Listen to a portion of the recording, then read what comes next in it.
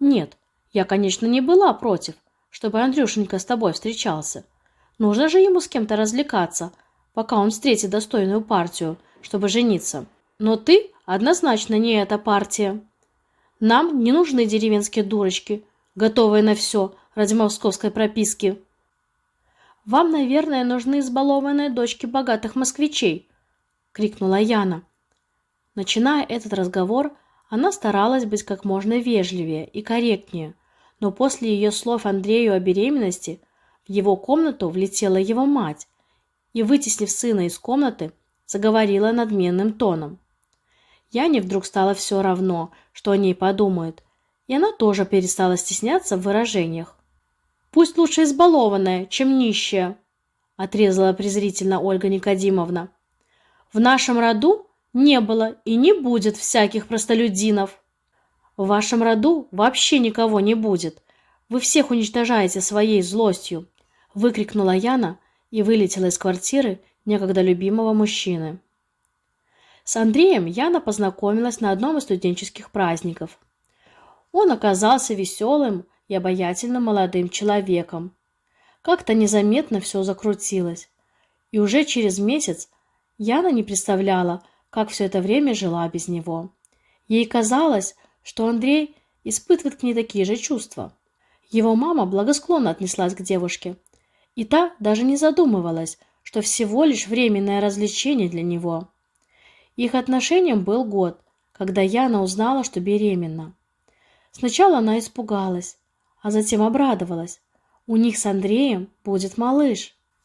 Как оказалось, кроме нее этому больше никто не обрадовался. Яна была из небольшого провинциального городка на Урале. Ее отец владел небольшим металлургическим заводом и был неплохо обеспеченным человеком. Яна не любила рассказывать о финансовом состоянии своей семьи, поэтому всем говорила, что ее папа металлург, а мама бухгалтер. Выделяться девушка не любила, поэтому одежду носила такую же, как ее подружки. Ее целью было добиться всего самой, чем она несказанно радовала своего отца. Андрей и его родители об этом не знали, хотя она и пыталась несколько раз рассказать о себе. Ее каждый раз прерывали на полуслове. Им было достаточно того, что Яна не москвичка, а значит, бедная деревенская девушка, мечтающая отхватить в столице богатого жениха. А Андрей считался завидным женихом. Его отцу досталось наследство от деда и брата по большой квартире, которую предприимчивая Ольга Никодимовна успешно сдавала. Жила семья Андрея тоже в немаленькой квартире. Это наследство от бабушки, матери Ольги Никодимовны. В общем, женщина считала себя принадлежащей к высшему обществу, и Яну, как будущую невестку, даже мысленно не воспринимала. Яна прибежала в общежитие в надежде, что сейчас поплачет в жилетку своей подружке Женьке, а по совместительству соседки по комнате. Но на вахте ее ждала новость. Приехал отец и ждет ее в ближайшей гостинице. Яна пошла в гостиницу. Отец сразу заподозрил неладное и прямо спросил, что случилось. Яна не стала скрывать и рассказала все. «Ну что ж, не думал я, что при таких обстоятельствах мне придется тебе делать подарок. Думал на свадьбу. Но явно тебе сейчас он нужнее, как никогда». Яна посмотрела на отца. «Я понимаю твое стремление быть самостоятельной и уважаю его. Но сделай исключение. Прими нашу с мамой помощь. Я приехал сюда по делам. Хочу открыть офис от нашего завода, который бы принимал заказы на нашу продукцию. А со временем и небольшой заводик построить в Подмосковье. Но параллельно я хотел бы купить себе жилье. Думал, на свадьбу подарю. Но раз свадьба отменяется, а приближается пополнение нашего семейства, то квартира для тебя сейчас будет как никогда уместна». «Ну, папа, отработаешь у меня в филиале. Конечно же, как только подрастет малыш». Прошло 6 лет. «Женщина, вы куда?» Секретарша пыталась остановить мчащуюся к дверям директорского кабинета разъяренную женщину. «Хочу напрямую спросить у вашего начальства, почему моего сына не взяли к вам на работу? У него престижное образование и хорошее родословное». «Вика, что за шум?» Из кабинета начальства вышла стройная девушка в в деловом костюме. Вот женщина хочет справедливости. Ольга Никодимовна уставилась на вышедшую девушку, с трудом узнав в ней Яну, давнюю подружку ее сына.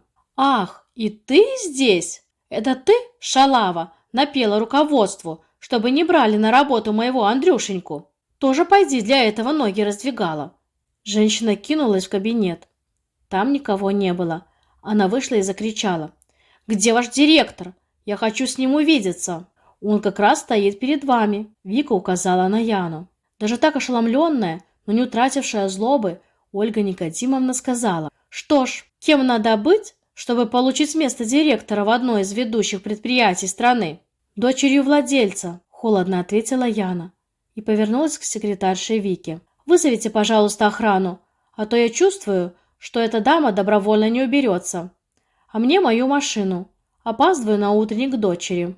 Яна подъехала к своему дому, припарковала машину и помогла выбраться дочери.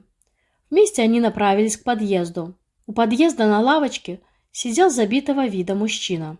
«Яночка, наконец-то я тебя дождался». В руках у него был дешевенький букет цветов. «А что это за принцесса?» «Это моя дочь. Иди к папе, золотце». Яна, заслонив с собой дочь, обратилась к Андрею. «Тебе чего надо? Твоя мамочка решила, что я тебя недостойна. А теперь я хваткая. Возьму и заберу ваши квартиры. Не боишься?» «Так нет больше квартир. Отец в карты проиграл». «Тогда я тебе не вариант. Ты обязана дать мне видеться с дочерью. И вообще, у нас же все хорошо было. В память о нашей любви могла бы помочь мне. А когда твоя мамаша выпроваживала меня беременную, кто должен был мне помогать? Пошел вон отсюда. Никуда я не пойду, пока ты не дашь мне общаться с моей дочерью». «Папа!» — вдруг закричала девочка и кинулась к вышедшему из огромного дорогого автомобиля высокому плечистому мужчине.